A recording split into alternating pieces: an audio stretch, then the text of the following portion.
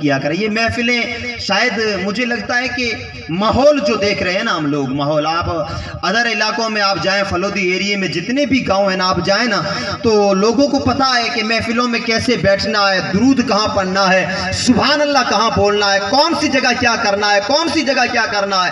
ہمیں یہ نیا نیا ماحول ہے, یہ تو خوش نصیبی ہے اور اللہ تبارک تعالیٰ کا فضل ہے, مصطفیٰ کا کرم ہے اور حضور مرشدوں کی یہ دعائیں ہیں کہ یہ جناب والا فاروق بھائی نے آج ایسے پرفتن دور کے اندر جہاں شادی ہو یا مکلاوے ہو یا ذرا سی خوشیوں کا ماحول ہو, تو لوگوں نے اپنی تھینکنگ بدل ڈالی ہے, اپنی سوچ بدل ڈالی ہے.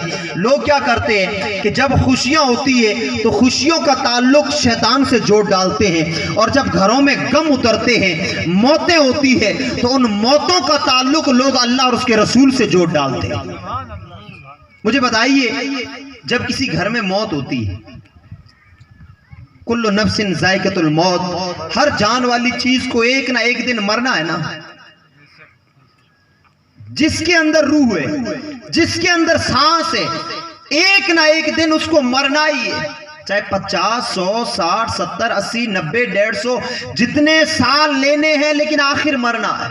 اب جب ہمارے گھروں میں موت ہوتی ہے تو مجھے بتائیے, کہیں آپ نے علاقہ فلودی کے اندر یا فلودی سے آؤٹ آپ چلے جائیں, کہیں پر بھی موت ہوئی ہے تو آپ نے کسی ایک گھر میں جہاں موت ہوئی ہے, آپ نے نوجوانوں کو کہیں ابھی ایسا دیکھا یا گھر والوں کو دیکھا ہے کہ بھائی موت ہو گئی ہے تو اب ایک کام کرو, اچھے ڈی جے والے کو فون کرو, اچھے ڈانسروں کو فون کرو, وہ آ جائیں, باپ کی میت پڑی ہے تو ڈی جے کو بڑی دھوم دھام سے بجایا جائے اور ڈانسروں کو کہے کہ ڈانس کیا جائے.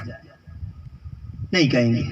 کیوں نہیں کہیں گے؟ بھیا موت ہوئی ہے یار, کیا کرنا ہے, مسجد فون کرو, مولانا صاحب کہاں ہیں, جلدی آئیں, کفن لیتے آئیں, غسل دیں, کفن پہنائیں, نماز جنازہ پڑھیں, ایصال ثواب کریں, قرآن پڑھیں, تلاوتیں کریں, فاتحائیں پڑھیں, درود پاک پڑھیں, کلمہ پڑھیں, استغفار کی چیزیں کریں.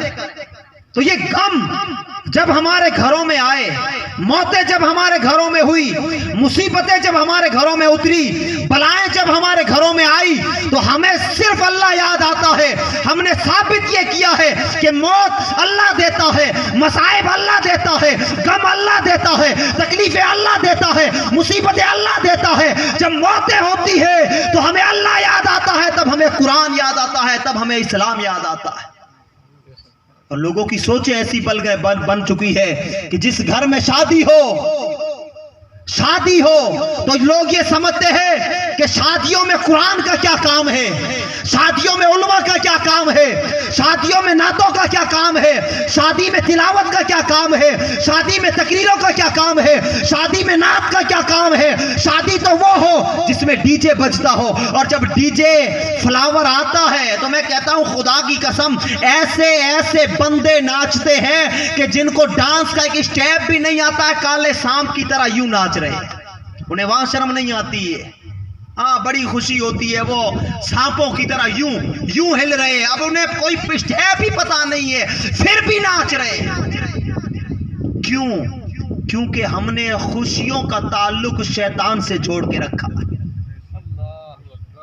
مجھے بتائیے, خوشیاں اگر اللہ کی طرف سے ہوتی تو ہم کیا کرتے؟ اللہ اور اس کے رسول کا ذکر کرتے.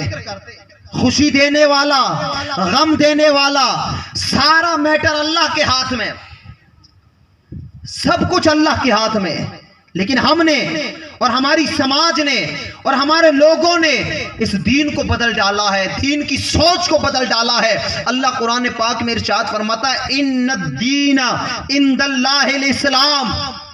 دنیا میں جتنے ریلیجنز, جتنے دھرم, جتنے مذہب ہیں, ان سارے دھرموں میں, ان سارے مذاہب میں اللہ کا بنایا ہوا, اللہ کا پسند کیا ہوا سب سے پیارا دین اسلام ہے. اسلام, اور اسلام کے فالوور کو مسلمان کہا جاتا ہے. پھر اللہ دوسرے مقام پہ قرآن پاک میں ارشاد فرماتا ہے, وَمَن يَبْتَغِ غَيْرَ الْإِسْلَامِ دِينًا فَلَن يُقْبَلْ مِنْهُ, کہ جو بندہ اسلام کو چھوڑ کر کوئی اور طریقے اپناتا ہے تو اللہ اسے ہرگز قبول نہیں کرنے والا ہے.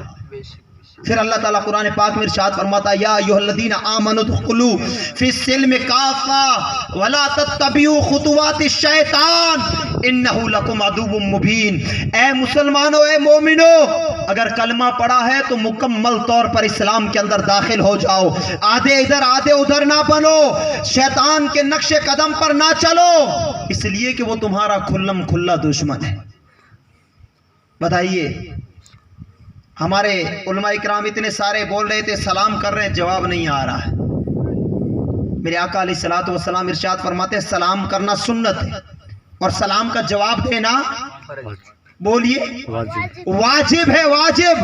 عید کی نماز پڑھی تھی، عید کی نماز قربانی کی ہے، تو جیسی قربانی واجب، جیسی عید کی نماز واجب ہے، اسی طرح اگر ایک مومن سلام کرتا ہے تو اس کے سلام کا جواب دینا بھی واجب ہے. واجب.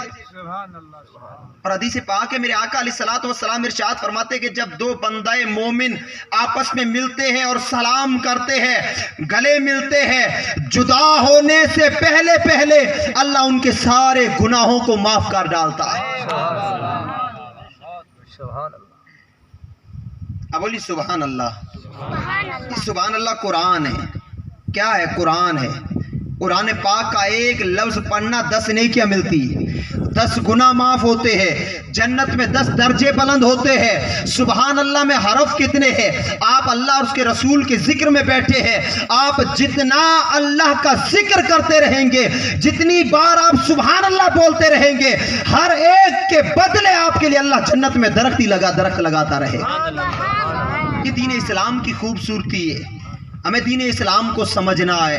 ہماری شادیوں میں، ہمارے گھروں میں، ہماری سماج میں، ہماری سوسائٹی میں، ہمارے سماج میں ہمیں اسلام کو داخل کرنا ہے. ہمیں اسلام کو ہماری سوسائٹی سے نکالنا نہیں ہے، ہمیں اسلام کو ہمارے اندر ڈالنا ہے.